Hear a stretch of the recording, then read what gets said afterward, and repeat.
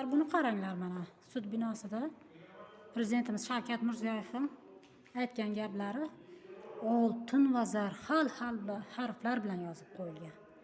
Koshki bir studiyalarda mana shu adolat, haqiqat, poklik, shaffoflik degan narsalardan zig'ircha bo'lganda edi, zig'ircha. Bu kun mana bunday viloyat sudida o'tirmagan bo'lardik-da, norozi bo'lib. O'rtoqlar, mana bu Buxoro viloyat sudi bu mana. Ey, noinsof, narigi tomon Buxoro viloyat fuqarolik ishlari bo'yicha sudiga borsak, bu yoqqa jo'natdi. U yoqdan Nodir Fayziyevni so'rasak, Nodir Fayziyev yo'q deb, men dedi, Nodir Fayziyev nimasiman? Ana bu yordamchisiman. Men bilan telefonda gaplashing deb, meni KPPdagi o'sha qorovulxonadagi damashni telefon bilan men bilan gaplashmoqchi. Men sen bilan Olot tumanidagi joydan 90 kilometrdan sen bilan damashni telefon orqali gaplashish uchun keldimmi men bera? Nima uchun Nodir Fayziyevning ish vaqti ish joyida yo'q? Bu yoqqa yubordilar. Mana bu jinoyat ishlar bo'yicha sudga boring dedilar. Bu yerda Uchqun Ro'ziyev degan mana shu sudlar bo'yicha eng katta rais bor dedilar. Bu kishi ham mana soat ro'ppa-rosa 2:30. 2:30da keldik shera, 2dan 3ga qarab ishlab o'tiribdi soat. Lekin bu kishi ham yo'q, qabul qilmayotganmiz. Bu ega bormi, yo'qmi bu sudlarda? Hurmatli Oliy sud raisi Baxtiyor Islomov. Charchadik bu sudlardan. 2 marta apellyatsiyani bir asossiz keyin qaytaryapti bular. Qachongacha baqir-chaqir qilib yuramiz bular ustidan? Nima uchun bular ish vaqti ish joyida yo'q? Bu sudyalar nima uchun 90 kilometrdan oshib kelamiz? Bir beva holimizda bular ish vaqti ish joyida yo'q. Asoslantirib beradigan odam yo'q. Sarsonchilik, sargardonchilik, nohaq qaror ustidan apellyatsiya berganmiz ma'naviy zarar undirish bo'yicha. Sallarda insof bo'lsa, fuqarolar shunchalik qiynaysanmi sallar, shunchalik bu ozodlik kanallari, boshqa tashqaridan boshqariladigan kanallar yoki O'zbekistondagi huquqshunoslar, bir yordam beringlar, qani xalqaro sudlarga qanday murojaat qilsak bo'ladi? Qanday qilib mana shu xalqaro sudlarga murojaat qilish bo'yicha bizga yordam bering bizga. Bu sudlardan dod bo'ldik, sudlar dastidan. Mana shunaqa gaplar. U binoga borsam bunga jo'nat o'tiran, bunga borsam bunga jo'nat o'tiran. Lekin 90 kilometrdan mana aziyat chekib, moddiy zarar ko'rib kelyapmiz, qatnab o'tiribmiz, yo'l kiro, boshqa xarajat qilib, vaqtimizni, qimmatli vaqtimizni yo'qlab, lekin sudyalarimiz vaqti sud joyida yo'q. Fuqarolari eshitish uchun, fuqarolar dardini tinglash uchun bularda nima yo'q? Vaqt ham yo'q, o'zlari ham yo'q, maza qilib, choyxonchilik qilib yuribdimi? Unisini Xudo biladi. Chunki bular o'sha noto'g'ri qaror chiqargan sudyani bular paddeshga qilish kerak. Navro'zov degan sudyasi bor. Buxoro shahar tumanlararo sudida. O'shani paddeshga qilish kerak. Uni qarorini bekor qilmaslik, uni himoya qilish maqsadida qilyaptilar. Keyin ham javobgar tomon u edi. Buxoro viloyat ichki ishlar boshqarmasi. O'shani himoya qilishlar kerak-ku. Ular himoya qilish kerak. Tanish bilishchilik bor o'zbekchilikda. Bu nimachilik bor? Nima deydi? Oshna og'aynichilik degan gap bor. Tarafkashlik degan gap bor bu o'zbekchilikda. Mana bu Buxoro viloyat hokimligi mana bir ma'ni emas.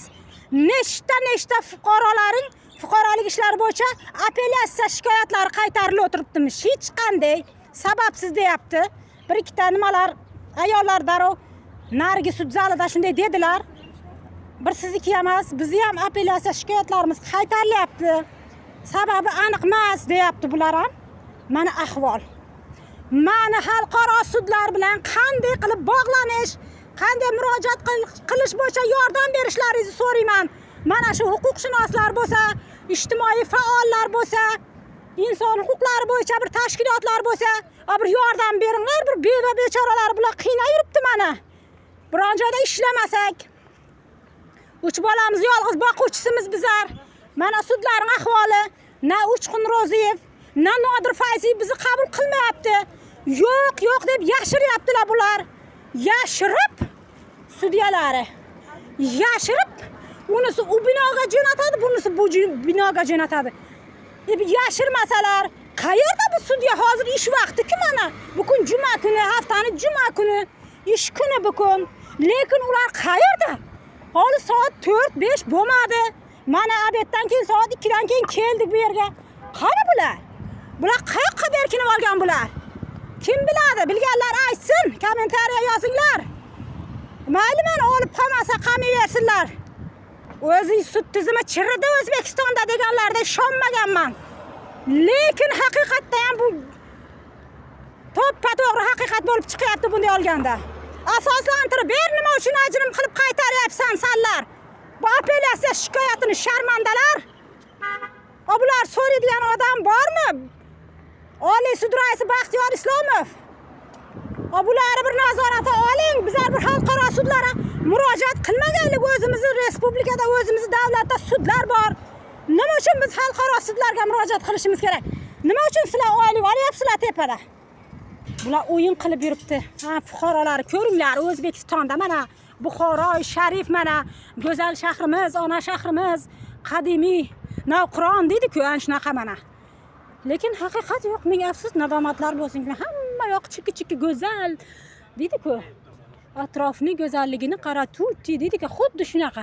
Lekin na haqiqat, na adolat, na odillik, na shaffoflik yo'q sudlarda. Yo'q. Zarracha yo'q. Bo'lsa nima uchun bular qochadi har qaysi yoqqa? Nima uchun qochib yuribdi bular? Qochmasa qayerdaligini asoslab bersin. Mana shu nima KPPdagi o'sha qabulxonadagi nima orqali, nima deydi buni? Damashni telefoni orqali men bilan gaplashamish Fayziyev deganlarni yordamchisiman deydi. Ey, noinsof, fuqaro kelibdi 90 kilometrdan qabul qil deydigan ahmoq yo'q. Mana Buxoro viloyat sudining ahvoli. Mana ko'ringlar, qaytib bu binoga keldik mana. Gapirib, mana bu yerdagi binoga keldik mana. Tarozisi. Mana shu tarozi, sudlar tarozisi. Mana Buxoro viloyat sudi mana. Mana qani bular ish vaqti ish joyida? Yo'q. Qayerga ketadi bular? Nima uchun fuqarolar 90 kilometrdan keladi bular qabul qilmaydi? Yo'q. Nima uchun bular qochadi hamma yoqqa? Bilyapti-da, Saidqulova keldi. Nimadan? Olotdan Saidqulova keldi dedi. Eshitdilar-da bular. Ha. Kirayli qani? Bu yoqdan uzating deb uzatan ekanlar. Hozir bu nima qabulxonadagi ham yo'q bo'ladi hozir. Yo bormikan? Ha, bor ekan. Hozir nimani o'chiring mana efiri. Sharmandalar.